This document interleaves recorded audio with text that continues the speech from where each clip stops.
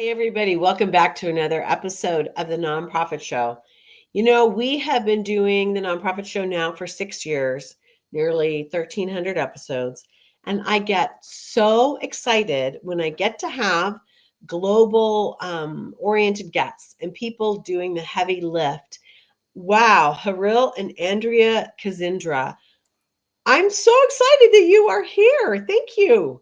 Thank you so much for having us. We're excited to be here. Yeah, we're really excited to be here. Thank you for having us. Well, this is going to be really, for some, a shocking conversation because we're going to be talking about social impact, the lessons you've learned in Africa with your work in Uganda. And we titled this Modern Approaches to Old Problems. And there's just so much to learn from the two of you. And so let's get into it. And again, I'm just delighted you're here. I'm also delighted with the sponsorship that we get and the support we get with our presenting partners. They include Bloomerang, American Nonprofit Academy, Staffing Boutique, JMT Consulting, Third Sector Company, Your Part-Time Controller, and Fundraisers Friday. I'm Julia C. Patrick, American Nonprofit Academy. Yes, I sound like I've been smoking off camera because I have a little bit of a head cold, so don't let that sway anybody. But I have these amazing co-hosts that come to us from all over the country. And I hope that you've been able to get to know them as I have because they're just remarkable. I'm flying solo today with Andrea and Haril. And so let's get into it. Andrea Kazindra, Haril Kazindra. Wow. Okay, how did the two of you meet and start Musana? Let's start there.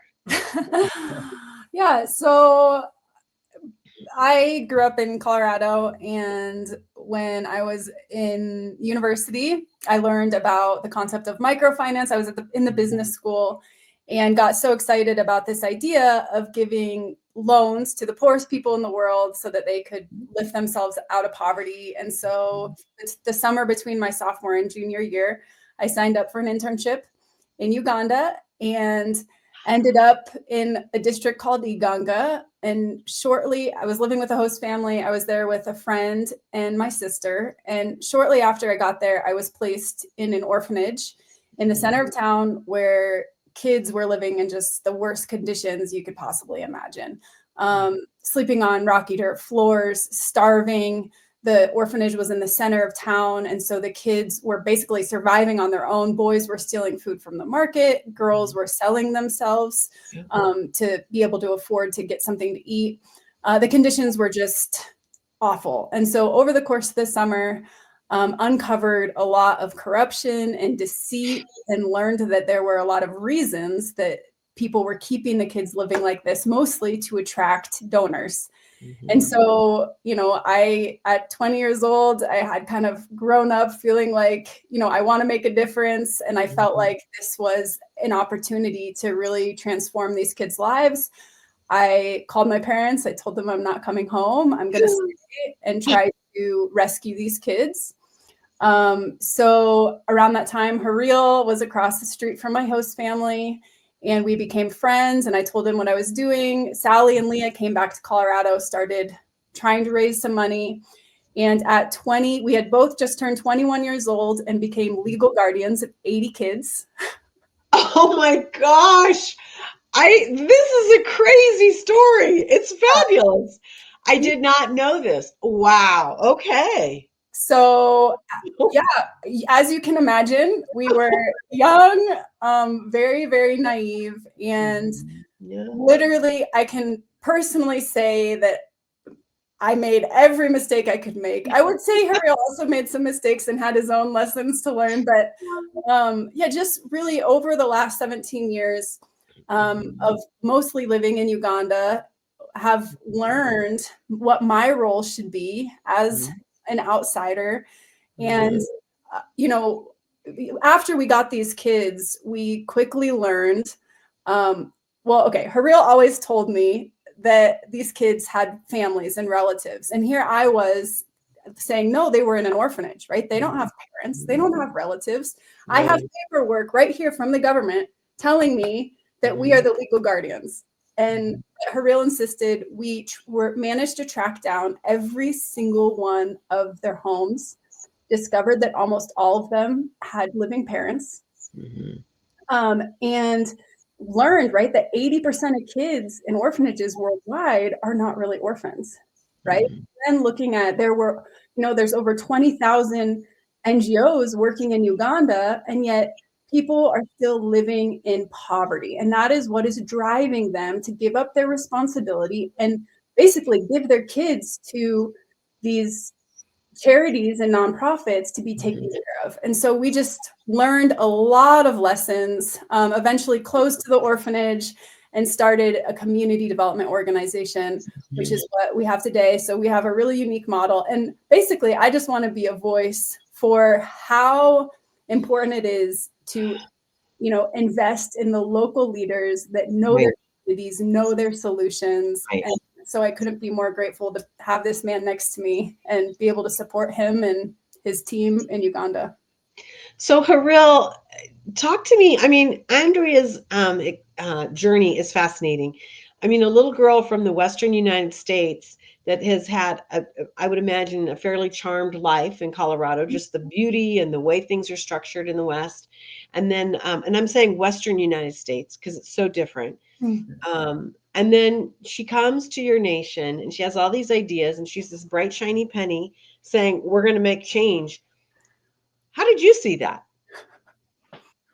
It's a big question. It's a big question. It is a big question, but just to go back in the beginning when we started, I think in the beginning all of us were clueless about what was going on. It wasn't really about ideas at the beginning or what to do. I think all of it started as a rescue for these children. I remember the first time I met her, she was actually had shaved her head and she was bald, she had no hair. So something that was intriguing and, wondering why she had done that. So I thought she was in a life crisis, but yeah. But anyway, learning about her compassion and love for these children and wanting to fight for them to have a better life than what they had was what really touched me the most. And we walked that journey together. We didn't know what we were doing at the time. All we thought about that we need to not walk away from these kids, but get them a safe place. And when that happened, I think conversations around knowing the kids more, that's when they started happening. I think it was mostly just seeing how clueless she was about the culture, about how everything is in Uganda and all of that. So there was just a lot of learning between the two of us. Yeah. Just me learning about where she comes from and, the culture, because I'd never lived or spent time with anyone from West America to say.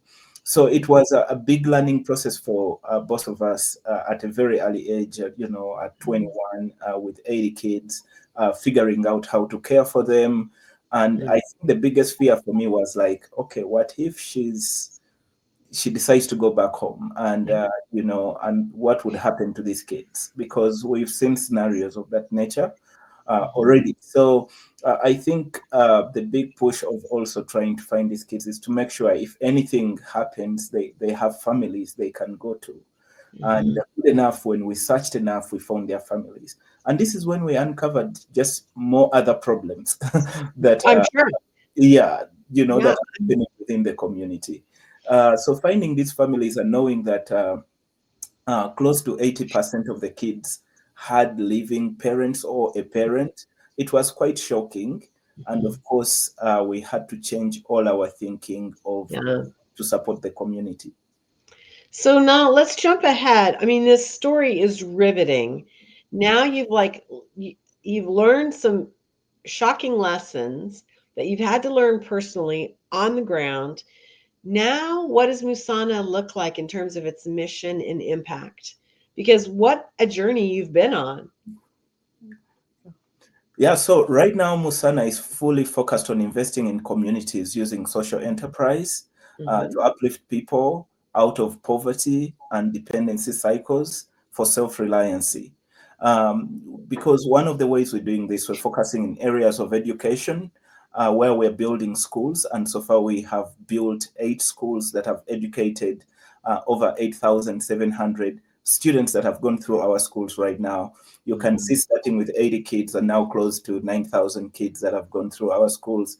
And we have, schools from early childhood, like preschool, up to high school, and then they graduate to go to tertiary.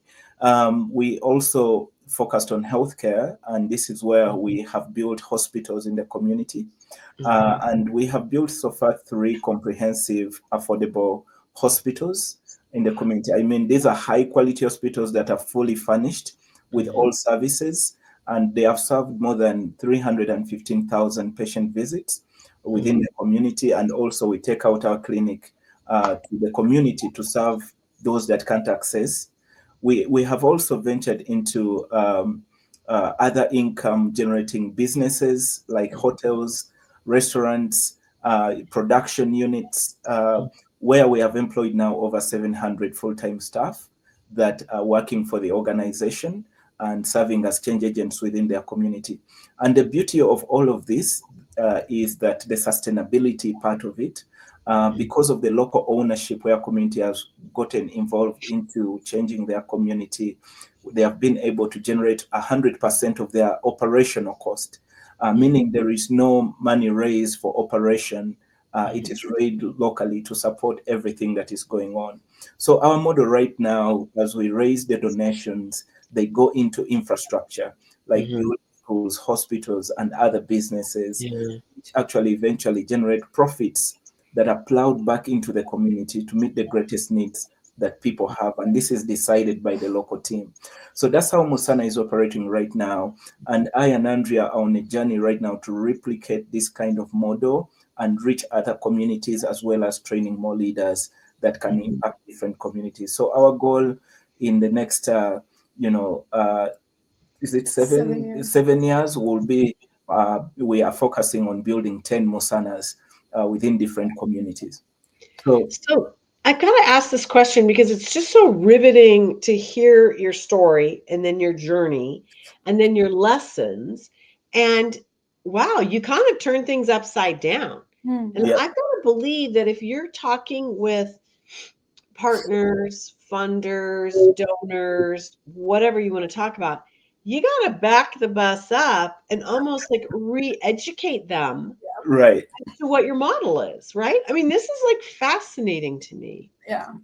But, it really makes sense because, traditionally donations and charitable dollars have gone directly to support beneficiaries. So what has happened is, like, over the last 30 years in Africa alone, over $1.2 trillion of aid has gone into programs. And yet economically, Africa has failed to grow at the same pace as the rest of the world. And so, the way we're looking at it is there's so many well-intentioned donors, people that want to support Africa, but we've been using the wrong approaches, right? Because what if communities could be economically capable of supporting their own most vulnerable people, right? So that's kind of our whole idea, is we have to build an economy, right? Charity is not going to develop Africa. Charity has not developed any country, right, or continent. It is business, enterprise, industry, right? Investing in the local people and the local resources that is truly going to create impact. And so that's kind of, our whole idea is to, let's think differently about philanthropy and charity. It's such an interesting thing. And I love the way you articulated this because I think one of the things we're seeing in next gen donors, and we're living right now, as you know, in the largest transference of wealth in the history of our country, are the baby boomers and the people that have developed wealth grew up with a sense of charitable giving and philanthropic giving, not focused on impact. But yet these next gen donors, they're like, yeah, cancer's bad, poverty's bad, but what's the solution? They're not just going to give money to something because it's emotional.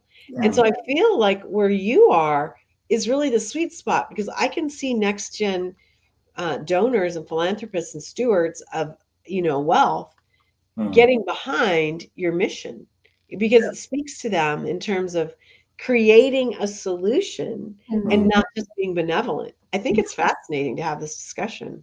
Yeah. Yeah, and Julia, one of the things like to note there is really the understanding of the communities that we are reaching out to, because it's not that charity or is the worst thing. No, that's not the case. But it has a level where it works, and there is a level where it's not something that needs to be continued in a community, and something different has to be done. And knowing those differences in communities is something very key and important, because one, we have seen where charity has caused more harm than good Yes. in some communities, and that is because people are not aware about what's going on in these communities.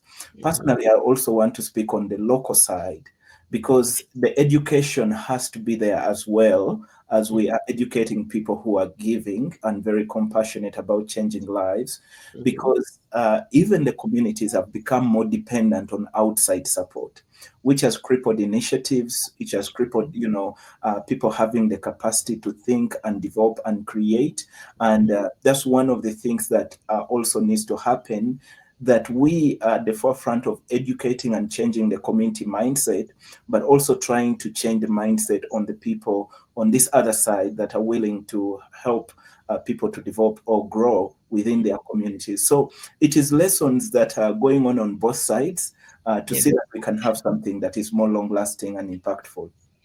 I love that you said that, Haril, that lessons going on both sides. And that's like the brilliance of this, right? Because you're not just, and we're going to talk about this as we finish up our time together, you're not just forcing down an opinion or a strategy or a value system.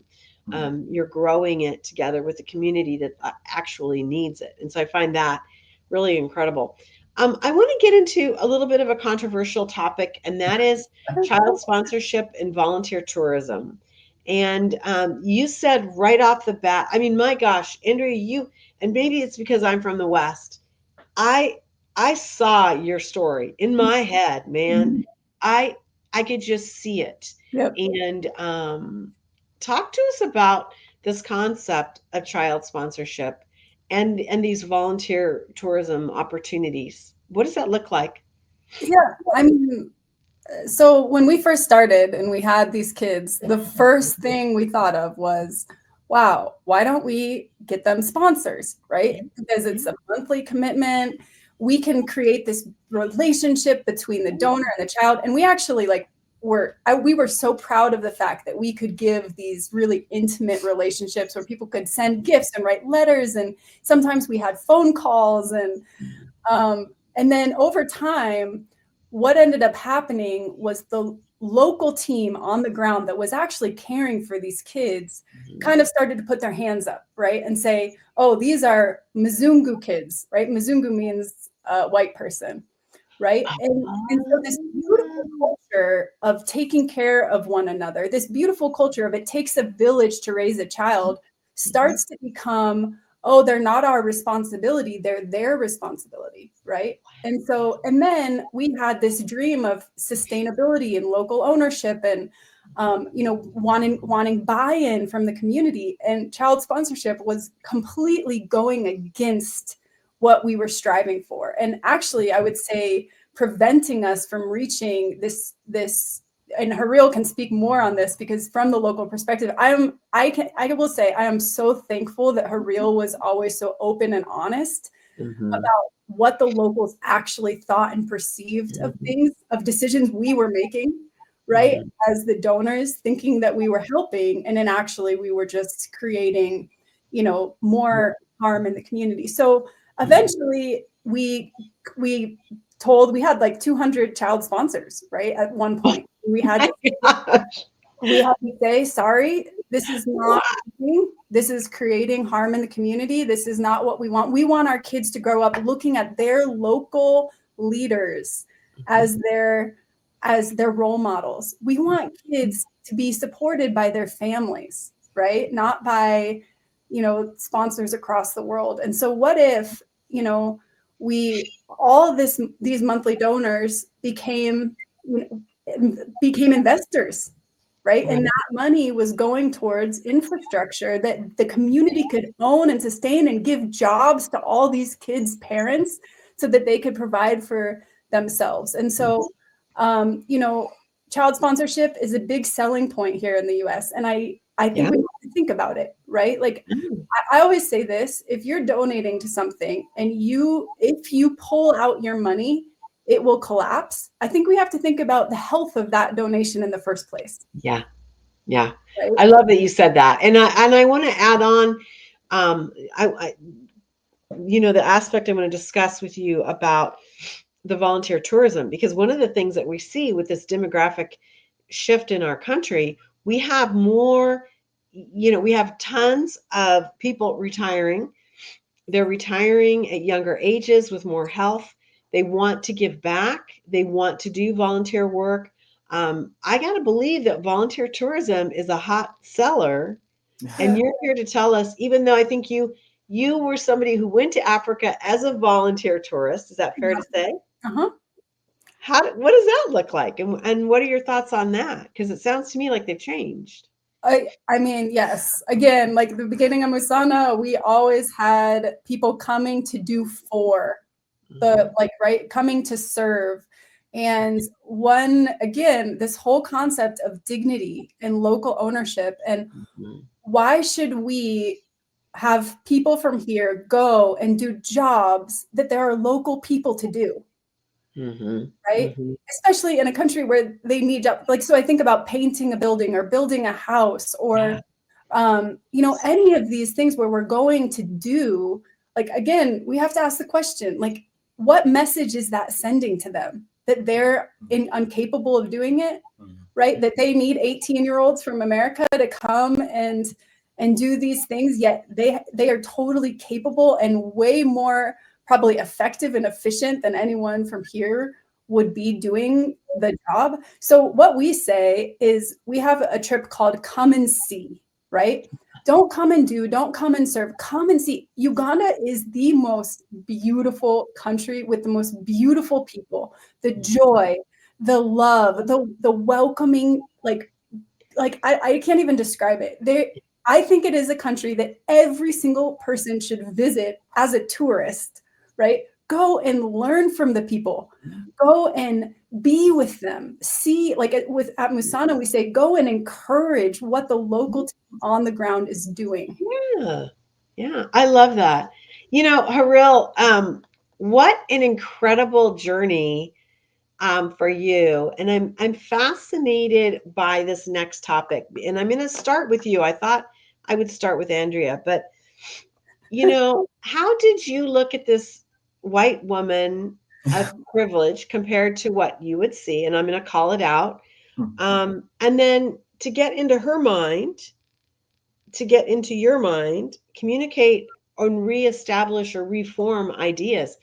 That's pretty interesting stuff. I mean, had you thought about some of these things before you started working and having a relationship with Andrea? I mean, when we met with Andrea, one of the things that really was so inspirational was really the passion she had, but also she was so humble and you're really a good listener. And that was very, very helpful, you know, in the process of growing. And I know there were hurdles and, you know, things we had to go through to stabilize and know that, you know, this is how we're going to function as an organization. But for the most part, I have to say that I was really, really encouraged and inspired with the level of being a good listener to, most especially to us as the local people, on what are the best ideas and best ways of how we can impact the lives of the children and the community in general. Because Musana is not only transforming communities where we serve, but all over the country and outside the country. So I think that has been a huge blessing. And again, most times I feel when people can overcome egos and, you know, pride or things like that, you know, a lot can be accomplished. And it's such an example in that regard. We always joke and talk and say, I don't think I would have done it with any other person from the West. Yeah. You know, but it was a blessing. And of course, we never had like an intimate relationship. We worked together for 4 years before we even started dating. Uh, and now husband and wife with with children. So it has been really an amazing journey. And I think because of her listening, she started getting to learn that white savior, as a thing, is a real thing. Yeah. Of Oh so yeah. examples, and of course, this led to a lot of pretense, a lot of deceit, a lot of invisible conflicts between people coming from the West and the locals. So there was no really authentic relationships because of this all domination of white, of foreign ideas, and because people were coming from a point where they're the ones who control the resources, Right. the funding. So because of that, you become an inferior in the situation. So you have to really be brave enough to speak, and to speak in a way where someone can be able to listen. So I think those were very important things for us, that God came into that picture for us, that we were able to communicate with each other and understand each other in that perspective. We still talk to so many people, like we want to come alongside Musana. And sometimes we could see where the mindset is. We could see the white savior kind of complicity into that. We could see people who are really for local ownership, local change, local ideas. So we still see in the space that there is a lot to learn in that regard. And right now there are so many what we call opportunists, people who are taking advantage of this situation. Yeah. Locally, and actually even in the funding space. So you find so many things really happening. But at the end of the day, one of the things I know Musana has a very great vision and a very great idea of changing communities. And there are so many other ideas out there, and we just have to be open to learning. I love it. Well, Andrea, I appreciate you. I'm just so enamored by this whole conversation in your journey. I think it's absolutely riveting. Um, and when I was thinking about our conversation today on the nonprofit show, I got to thinking that, the white savior complex or white savior myth, whatever you want to call it, I mean, it's alive and well in my own community. Mhm. This is not just international work. I mean, I think this is something that we're afraid to talk about, we're afraid to recognize. Um, how long did it take you to figure out that you were part of this ecosystem? Yeah, I mean, I like to say that I'm a white savior in recovery, right? So, it's like what you said. I mean, I was raised basically to be a white savior. Like my whole upbringing, especially I grew up in the church, was told to be the hands and feet of Jesus. Grew up with privilege, and the strong desire and passion and love for people. But I always kind of centered myself in any service that I was giving, right? Like I unintentionally made it about me without realizing that I was making it about me. And so, I would say it took years to really unlearn some of these behaviors because the truth is helping people feels good. And so it becomes something where we're helping people because we want to feel good. We want to feel purpose. We want to feel meaning in our life. And it becomes about us and not about them. Right. So even if we are having a negative impact in some way or capacity, we won't see it because we're still so focused on how we feel and how it makes us look. And so I mean, it has been a journey. I mean, I would say the last 17 years, I'm still learning how can I be a true champion of the locals, right? How can I the greatest lesson I've learned is that the best thing I can do for the Ugandan people is to get out of the way. Honestly, get out of the way and invest in them, right? Be humble enough to know that this cannot be about me, right? And it's hard because Ugandans, right, have been trained to make it about us, right? And we love it to be about us. And so we have to fight against that and constantly just be passing it back to them and promoting them and speaking life into them and their work. And so that's kind of what I've learned is true dignity comes from being able to do something, to being self-reliant and independent. And we can sometimes take that away from people by wanting to be the ones to do for them. Right. Well, this has been a riveting conversation. Andrea Kazindra, Haril Kazindra, both the founders and co-directors of Musana. Check out musana.org. It's a fascinating website. It really talks about so many more things than we had time for today. Their community development aspect and how they navigate these investments. It's riveting. And it's, I've got to say to you, looking at your information in preparation for our conversation, I felt like everything you were doing and that you're championing is very doable, right? Mhm.